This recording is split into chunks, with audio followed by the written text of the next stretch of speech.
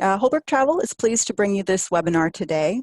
We'll be talking about our upcoming expedition to Kenya, where we'll be exploring the legacy of 2004 Nobel Peace Laureate Wangari Maathai. This is a really special and unique program that we're very excited about, and we're excited to kind of share more about it with you. So thank you for joining us. We're privileged to be joined today by our honorary guest, Wanjira Mathai, as well as our panel of speakers, which includes Jennifer Seydel, Al Stenstrup, and Andrea Holbrook.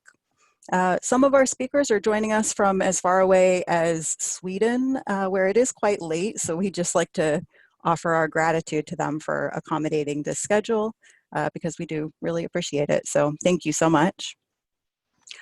First, I would like to introduce our special guest, Wanjira Maathai. She is the chair of the Wangari Maathai Foundation. The foundation works to advance the legacy of Wangari Maathai. Wanjira leads the development of innovative training programs for children and youth to nurture courage, leadership, and integrity. In addition, she serves as senior advisor at the World Resources Institute. She also sits on the boards of the Green Belt Movement and the World Agroforestry Center, or ICRAF, among other advisory roles for organizations involved in sustainability and community empowerment. Wanjira and her team have been deeply involved in the planning of this program, for which we're very thankful. Unfortunately, I don't think that we will be joined today by Wycliffe Matika. We're hoping he may still be able to join us. But we are joined by Jennifer Seydel, who is the executive director of the Green Schools National Network, which is partnering with this professional development opportunity by providing curricular connections and spreading the word within the educational community.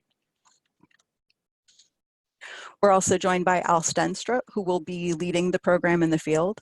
And in doing so, he'll be fulfilling a dream of following Wangari Maathai's footsteps and learning more about the accomplishments of this talented leader. Al is a retired educator who has worked in education for over 45 years, including teaching at both the middle school and university level, directing an environmental center, and conducting professional development workshops in different countries.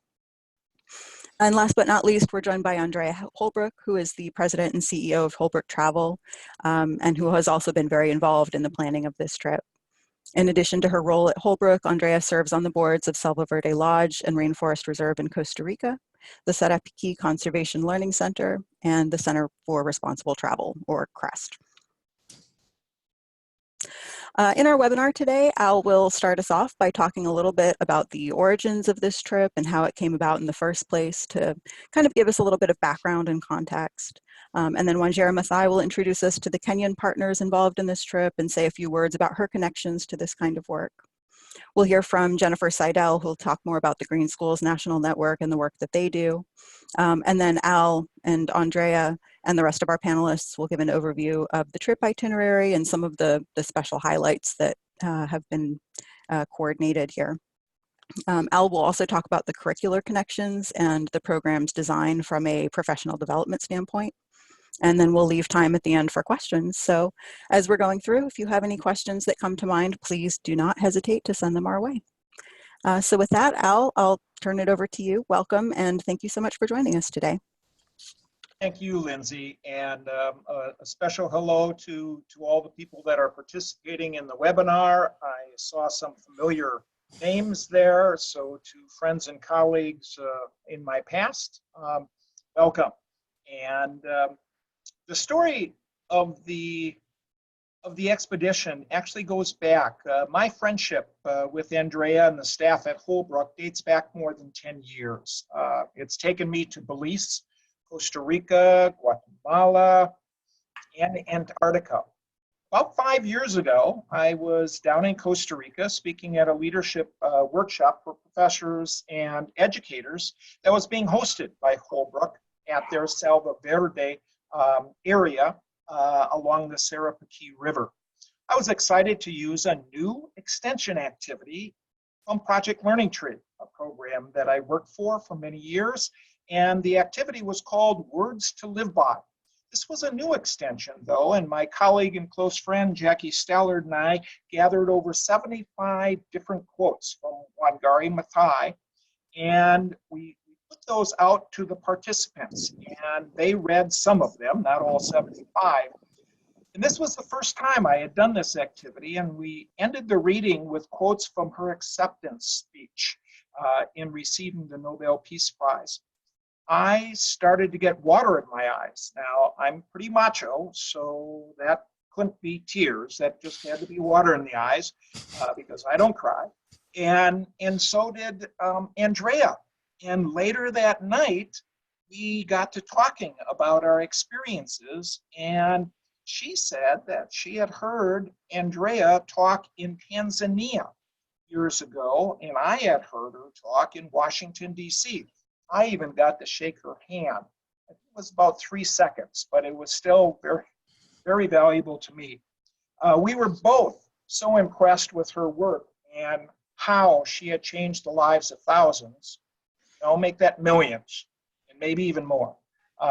Andrea had visited Kenya several times. I'd been to Kenya one time as a project with an Earthwatch. And even some of the images that you're now looking at here are from that expedition. I was significantly younger on that expedition. The slides are a little bit blurry because this is when we didn't have cameras in our phones. We just had a phone and a camera. And we took slide film, and we didn't know what the pictures would look like until we got home, for at least a couple of weeks by the time we did that. So these are actually pictures of pictures from that trip. Anyways, back to the story. We were back in Costa Rica, and that evening after dinner, we decided, you know, we need to do an expedition to Kenya following the footsteps of Wangari Maathai. That is a must. So it took about 3 years, but we started. And we started reaching out to partners 2 years ago and received a very warm welcome from Wanjira and Wycliffe, the Greenbelt movement. We also connected with the Green Schools National Network to join in to that planning. So now the pieces were in place. The idea of that expedition to Kenya that started 10 years ago at a dinner down in Costa Rica is now a reality. And all of you today are the first ones to hear about some of the details of this trip. It is now my pleasure to welcome Wangari Maathai to our webinar. Jambo, Wanjira. Oh, Jambo, Al, thank you.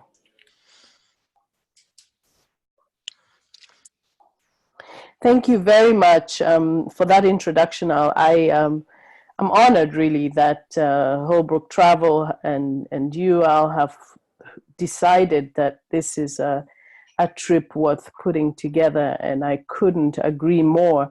Certainly the Greenbelt movement, the Wangari Maathai Foundation, the family of legacy organizations around Wangari really believe that there's something about her that is worth unpacking. And part of a trip like this is about walking in the footsteps of somebody who we consider a role model. And I especially find this trip special because even though the Greenbelt movement has been running Greenbelt safaris and experiential learning programs like this for many years, targeting teachers is a personal thing for me because these are individuals who are responsible in so many ways in shaping who these young people become. And Wangari gave a lot of testimony to the fact that it was in the hands of teachers and teachers who loved her, teachers who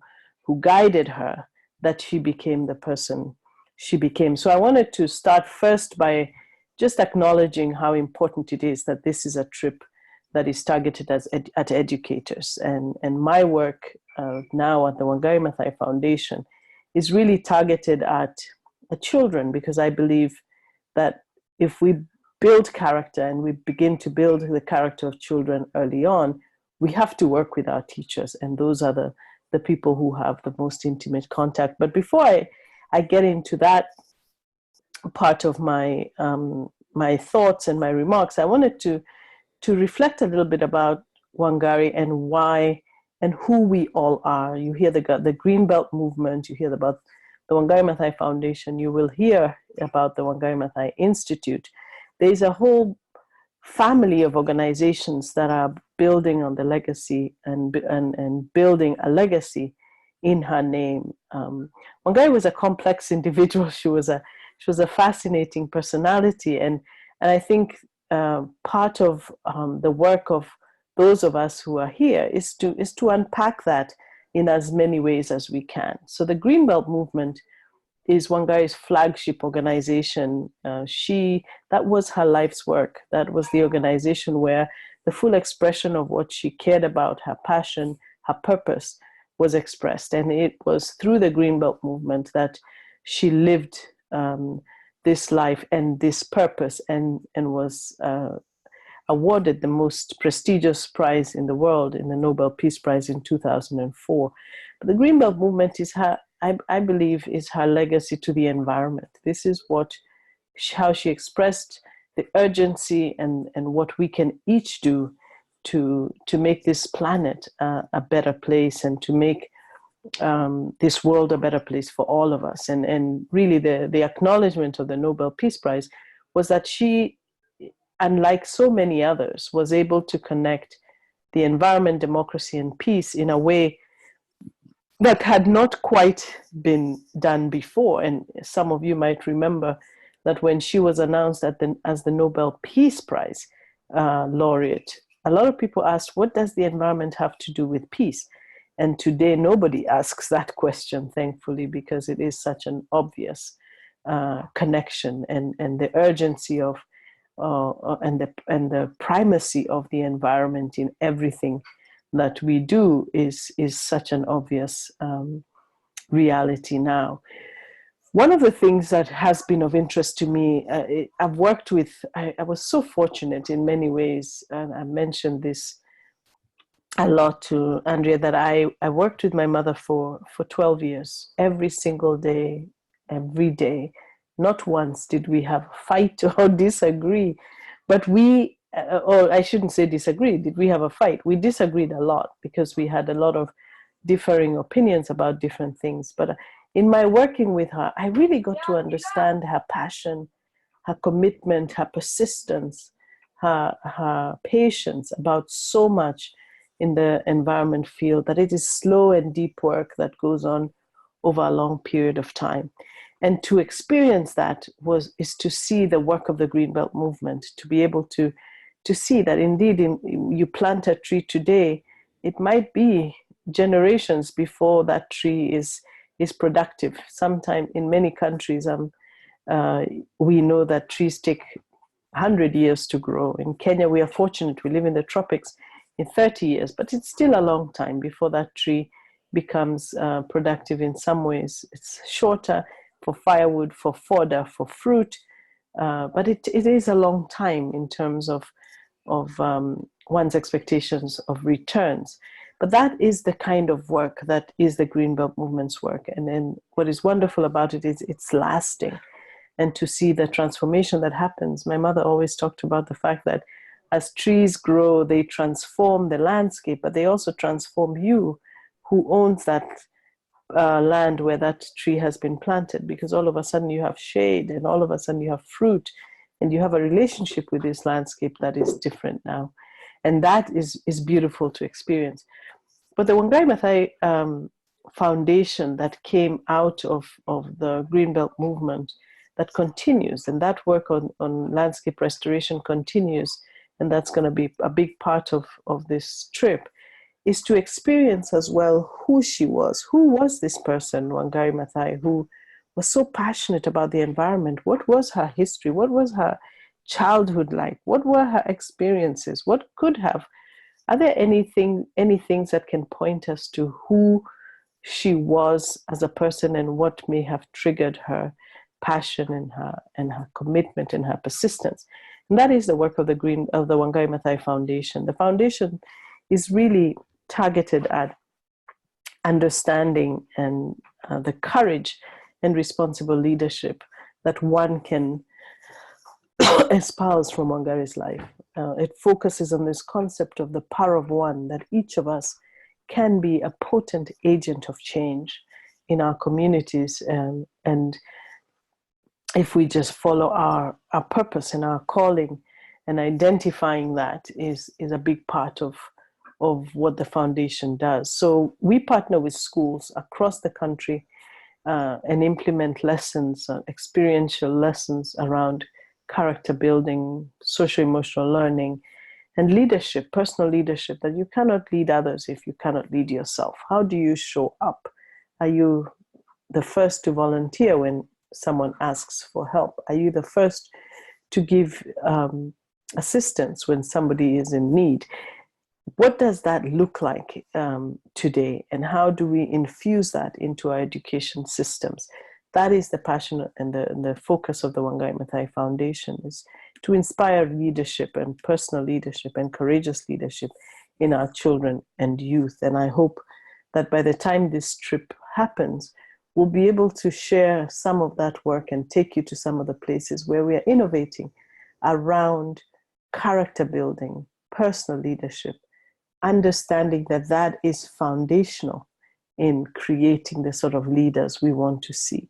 Because that is the hunger right now, is how can we get leaders who are selfless, who are committed to the service that is required in some of the positions of leadership that are out there. There's a frustration in Kenya, and when you come, you'll see, with how can we live in a country that is at once so beautiful and at the same time so disturbed and so wanting and so and with so much poverty, yet with so much with such plenty.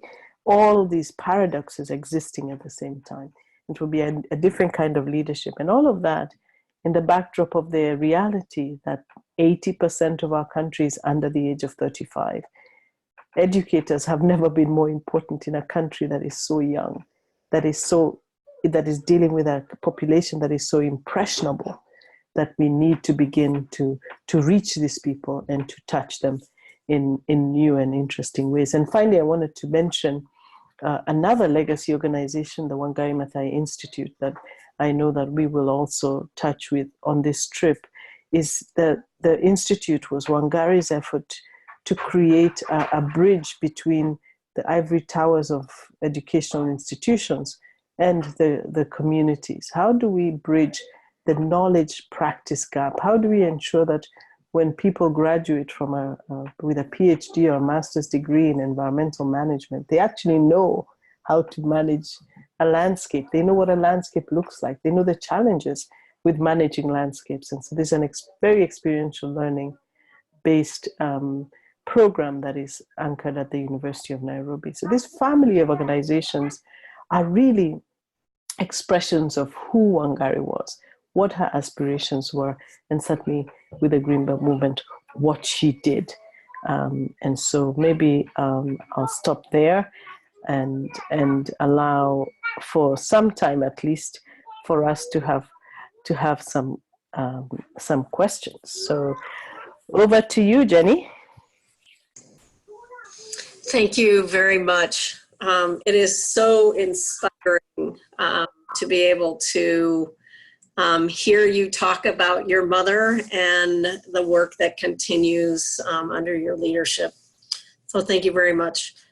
The Green Schools National Network is a young organization who believes we need to flip K-12 education on its head. If you can turn to the next slide, please. The future that we are preparing our young people for is not the future that K-12 schools in the United States were designed to address. And we believe that if we continue to do what we have been doing in our schools today, we will continue to exacerbate the issues and the precarious balance of life on this planet. Next slide, please. So we are focused on really increasing radical ideas of purpose-driven ideas. In many cases, we think about doing less bad to decrease our footprint or to address some of the issues that we're facing. But instead, we believe that we need a radical increase in the healthy flow of purpose-driven ideas And we believe that this program, led by Al and Holbrook Travel, is one of those purpose-driven ideas. Next slide, please.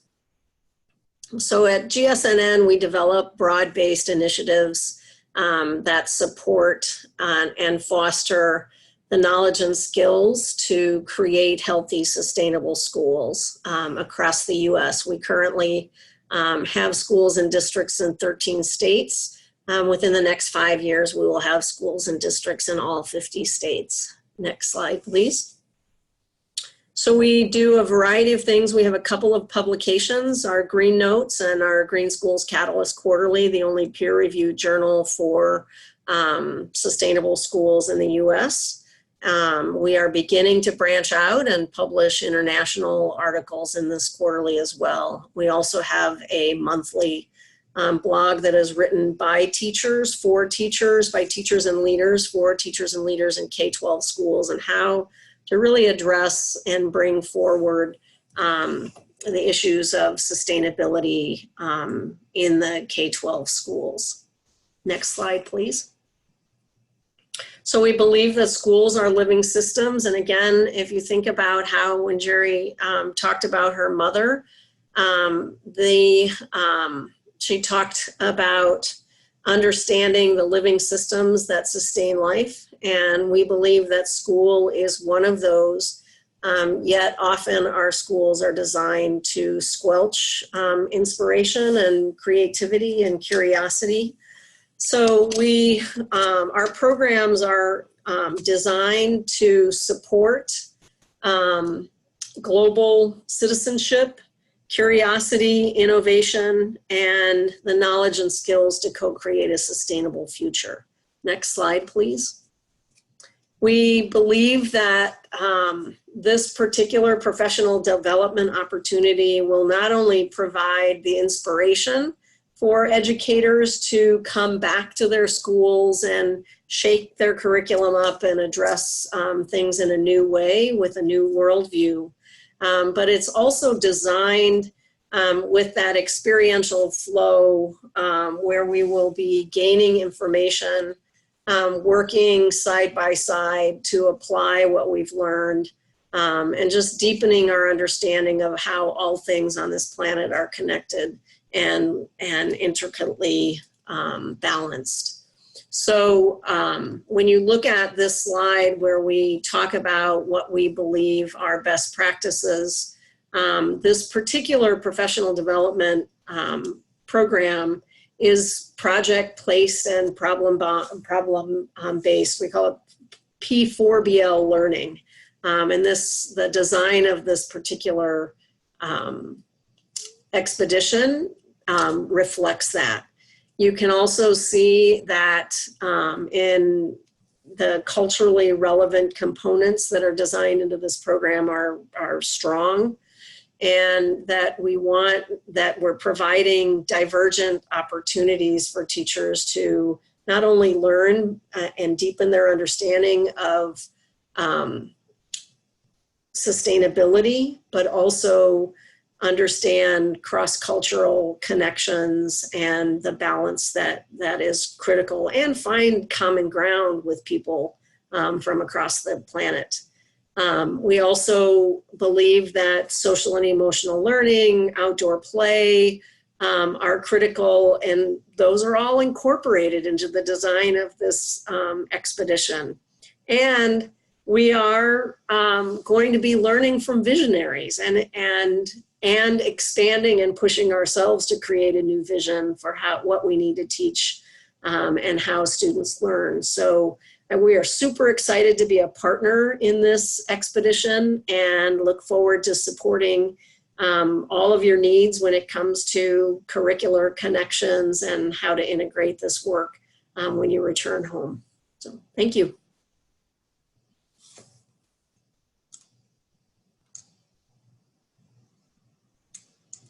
Thank you so much, Jenny. That was great, and thank you very, very much, Wanjira and Al, for just, I think, really setting the scene for our expedition. So I'm going to just be going through a little bit of the experiences that we're going to be having in each site. So you can see here, we will be in Nairobi, Nyeri / Ihithe, over to Nakuru and the Mara. So let's delve into Nairobi.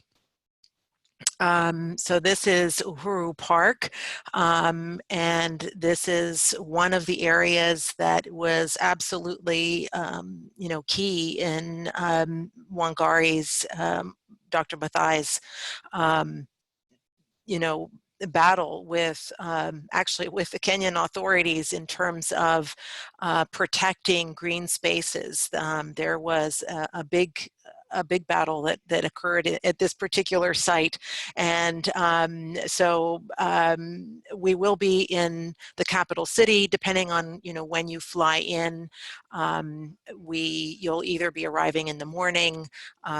Kenya Airways and Ethiopian and Turkish are usually arriving in the morning. Turkish Airlines in the evening. It's British Airways and KLM. But essentially, you'll be arriving and overnighting. Our next slide will be staying at the Langata Center, which is maybe, I believe, around 40 minutes, 50 minutes, depending on traffic from the Jomo Kenyatta Airport.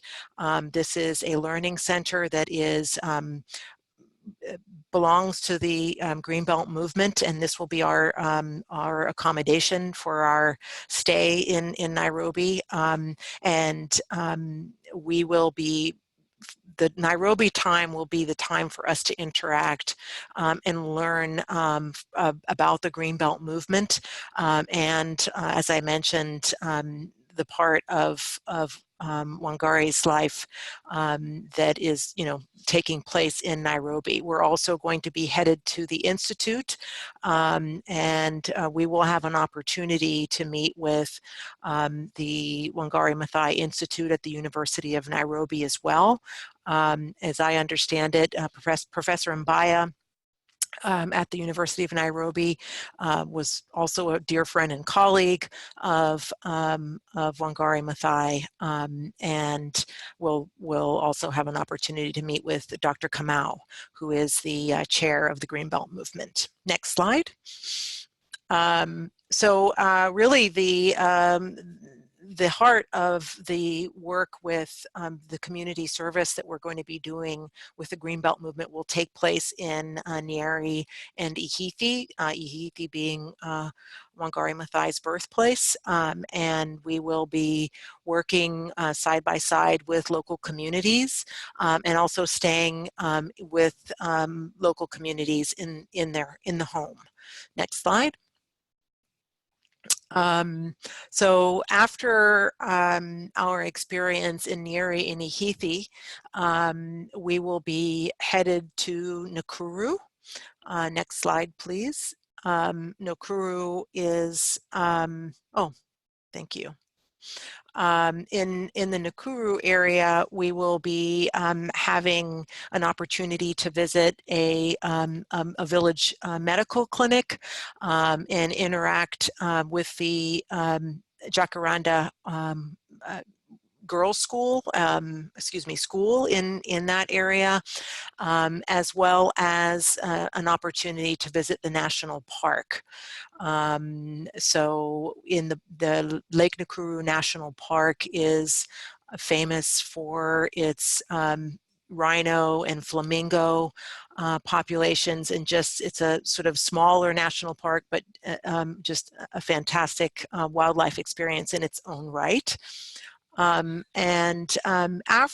Nakuru, we will be headed for a longer drive. I believe that's probably as much as 6 hours to get from Nakuru National Park, headed southwest to the Maasai Mara Conservation Area. And depending on time of year and the migration, we might even be able to witness the famous annual migration of the wildebeest. And this will be sort of the heart of our experience, essentially relaxing and enjoying just the African plains and absorbing the wildlife. So we'll be in the Mara for the last site of our trip before heading back to Nairobi. And I'm sorry, this is our camp here. So a little bit more elevated accommodation for the Mara, a nice treat for us. And then headed back to Nairobi at the conclusion of the expedition. I think at this point I will turn it back over to Al, who's going to help us talk a little bit about some of the stories and some of the professional development that we will be enjoying, amongst each other. Thanks, Andrea. That is a very short version of the itinerary that we have. But if you looked at the images, I think you got an idea. This is a journey like no other.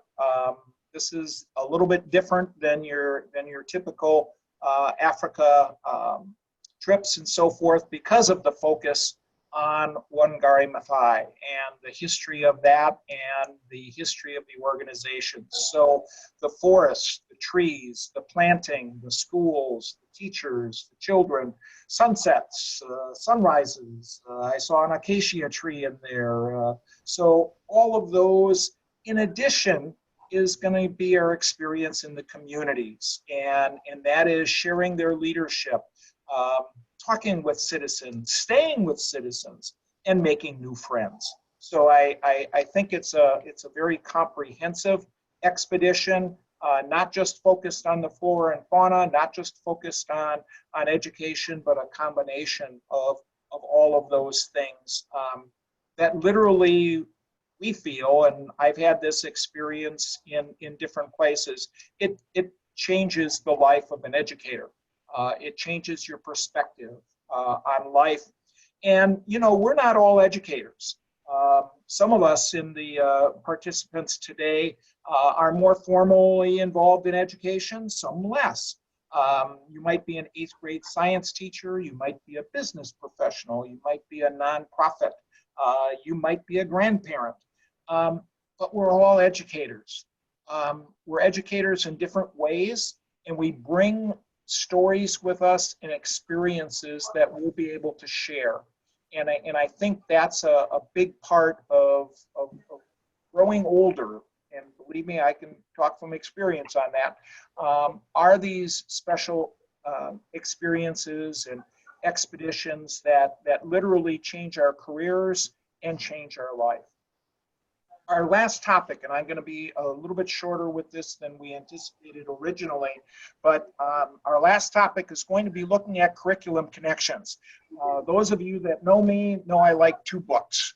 I like books with lots of pictures, like this one, and I like audiobooks where people read to me. But we're gonna take a look at. We heard from Wanjira a little bit of the philosophy and the thinking. We're gonna get that experience again when we go to Kenya and speak to people that knew Wangari. Well, there's lots of books that we'll be able to use when we come back. Lots of books that I'd like you to look at before we go. One of them is Wangari's Trees of Peace. I'm gonna share with you just a short little segment of this. I'm gonna make it brief here, but just to get a feel for people's perceptions of Wangari Maathai and what she meant. Next slide, please.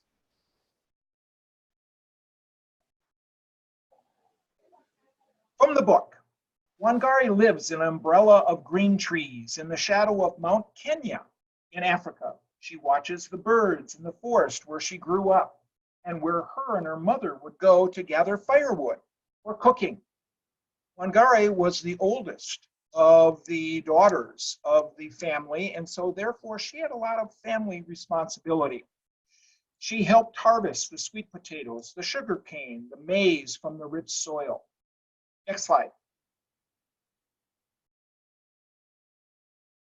She also experienced something that many young girls, women in Africa did not get a chance to experience.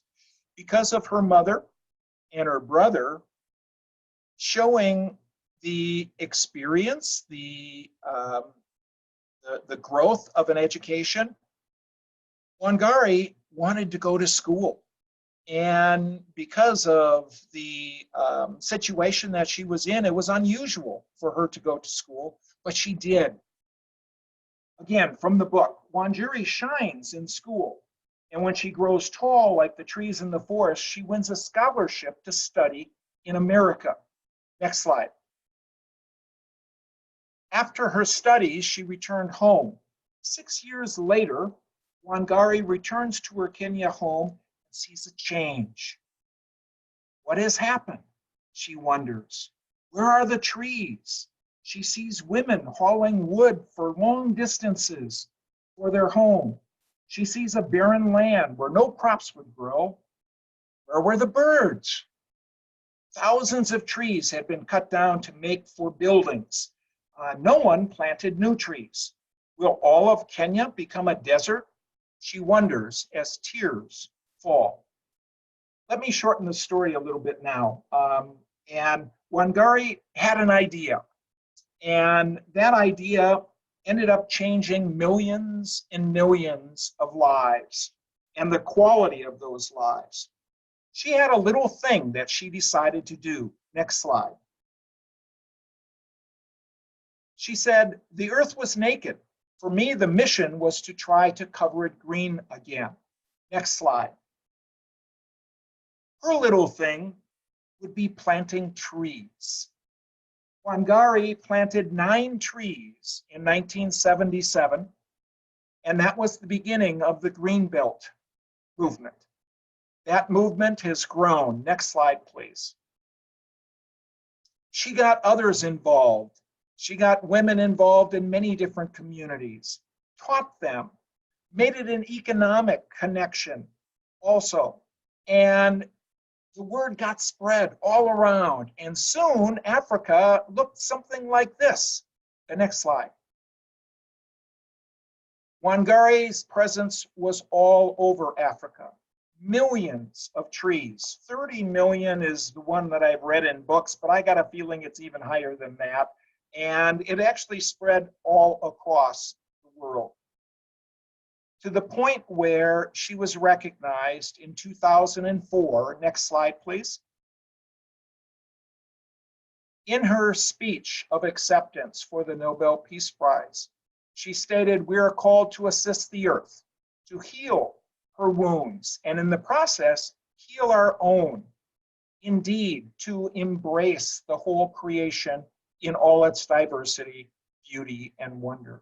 She always connected the environment with people and people to the environment.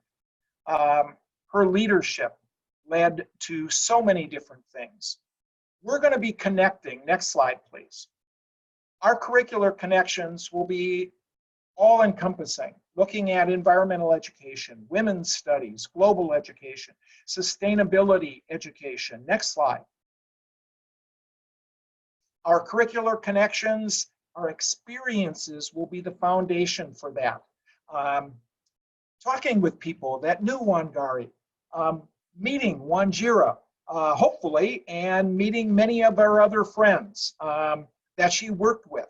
And we'll visit her birthplace and actually see where she started in that one-room schoolhouse when she was 6 years old. Living and working with members of the Greenbelt movement. That's our service project. We'll be doing that for 2 days where we're working in the community itself. All during this time, we'll be looking at some classroom connections that would integrate Wangari Maathai into various programs and ideas. And then finally, we get to experience what she was greatly impacted by, and that is the environment. the unique natural resources of the African plains. Next slide. Transformational, to say the least. We feel that the cross-cultural connection of these learning experiences will be one of the more unique types of experiences that you could have. Next slide, please. These will be some of the things that we'll look at both pre-trip and also post-trip. The service learning will be engaged in an activity with that. We'll be looking at classroom connections. And again, for those of you that are not full-time educators, that don't see themselves as formal educators, we all will be able to take these little side experiences along with the significant part of the expedition following the life of Wangari Maathai. We'll be able to take those with us for the rest of our lives and impact more and more people in just a very positive and holistic and sustainable kind of way. Next slide, please. And that leads us back to Lindsay. Lindsay, you're on. Wonderful. Well, thank you so much to all of our speakers and panelists. I think that was really informative and educational and very inspiring. We do have time now for Q&A.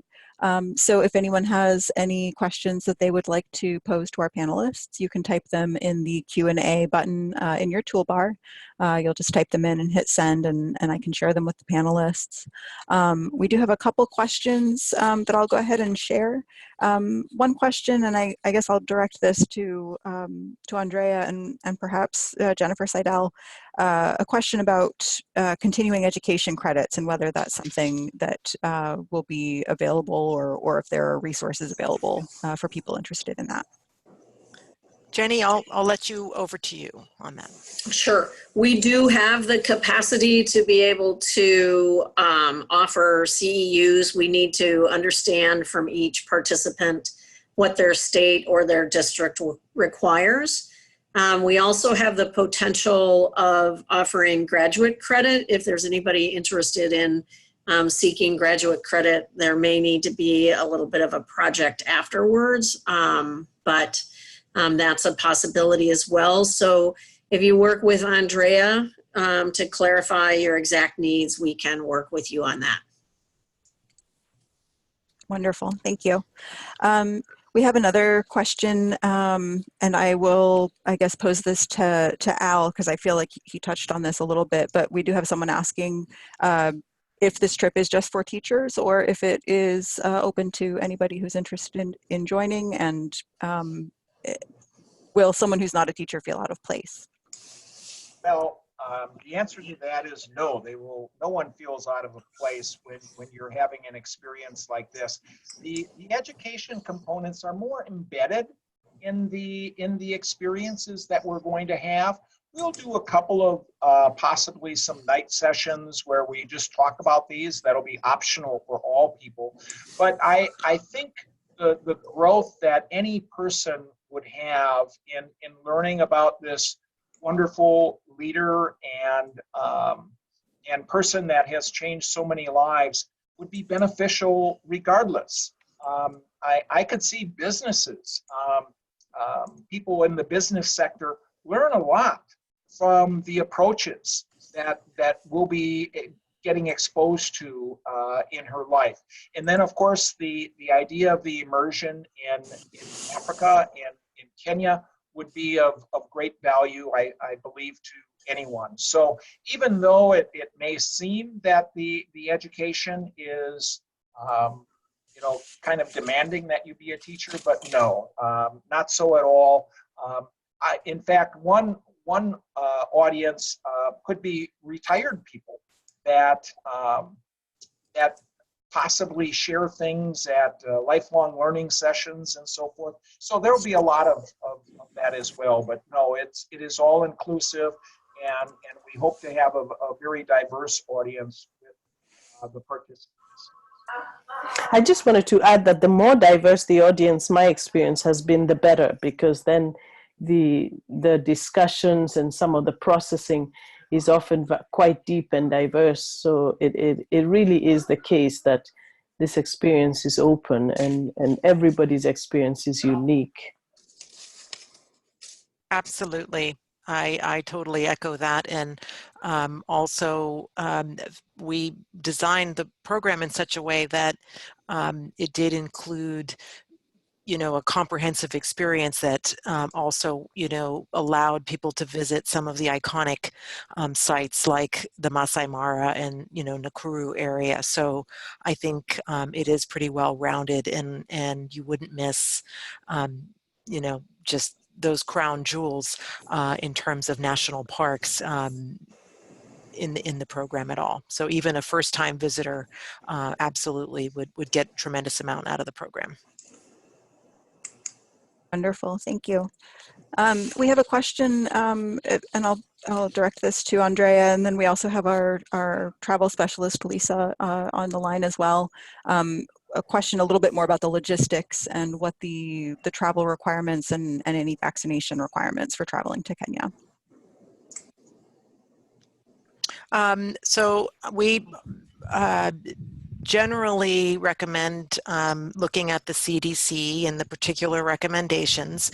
It's my experience that you know, there are sometimes recommendations for anti-malarial pills. However, I'd like to refresh my knowledge on that, and perhaps when we send out the recording, go ahead and make sure that's specifically recommended or not. Maybe Lisa or anyone else can chime in on that. I can tell you that at this time, there are no required vaccinations unless you are coming from an infected area. So if you're coming from the US, there is nothing required, but there are basic recommendations. And that is to be up to date on your vaccinations like measles, diphtheria, basic things like that, you know, most people have anyway. For travel, CDC does recommend hepatitis A, typhoid, and yellow fever if you're coming from an infected area. Of course, malaria preventative is always recommended just because there could be issues there with mosquitoes, although we have not experienced that in our time. It is something that you should be aware of, and inform yourself with your doctor or the CDC on what they recommend, and then it is a personal decision on what you feel is best for you. Thank you. And then we also have a question that I will direct to Al and also to Wanjira, which is about the community service project aspect of it, and if either of you could elaborate a little bit on what that involves. I'd be happy to say a little bit about that. And I think this is more the community experience. Is that community service piece? Is this the community experience? Correct, in Ihithe and in NAIROBI, yeah, with the Greenbelt movement, etc. Right. The work of the Greenbelt movement is largely around landscape restoration, and so it's largely in areas on the foothills of the mountains. So first of all, it's one of the most beautiful areas of the country where the Greenbelt movement's work is restoring landscapes in some of these mountain areas. It's also home where my mother was born and raised, and so there's this combination of the deep work of the Greenbelt movement happening in the backdrop of where she was raised. So I think the main goal of, and it actually is the case, regardless of where the community experience is, that it is a homestay. You stay with local family in that area, so you get to experience the rhythm of being in that community and what happens. And depending on the time of year you go, you sort of do what those communities are doing. So I've been in those homestays where it's harvest time. They're harvesting coffee, or they're harvesting tea, they're harvesting corn, And so you're part of that. Part of the program is being part of a day in the life of in the community where you're living. So it's putting yourself in the shoes of others, and then understanding the more macro situation around them. What are the industries? What is the interaction between the individuals and the industries that are going on? And then, of course, the landscape and what's going on around the degradation of the landscape and how communities are involved.